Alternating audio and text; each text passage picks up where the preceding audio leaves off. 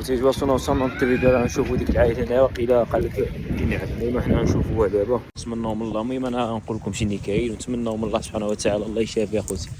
هاك الطبيب، شوفوا الطبيب يعني الحاله ديالو صعيبه دابا في الانعاش اخوتي، خلينا مسكين عرفتي خوتي. عاد خرجنا من الطبيب انا وريده شنو قالنا خاير اذا قال لك الكبده ديالو مأديه يا الدم اديه والدم ديالو حماط له في وسط المنطقه كيبدلوا له الدم اخر الدم شالو واحد الرجل عاد ضربه به في راسو.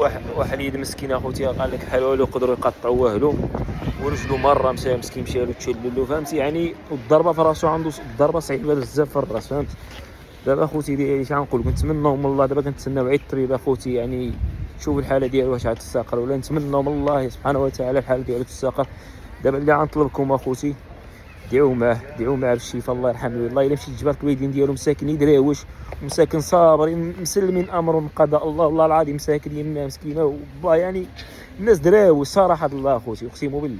المهم اللي كنطلب منكم اخوتي الدعاء الله يرحم الوالدين ديالكم خاف بوبريقه. اللي كنطلب منكم الدعاء يعني كنتمنى اخوتي ديالي تدعوا معاه من قلبكم اللي كيصلي يدعي معاه بوبري فهمتي. ونتمنوا شي خبر ديال الخير عليه اخوتي ديالي. خوتي ديالي الطريق حاليا كاينه في الطبيب ديال المستشفى الجامعي اللي في الطريق د الرباط. ها انتم هذا هو المستشفى اللي كيتواجد فيه الطريق مسكين.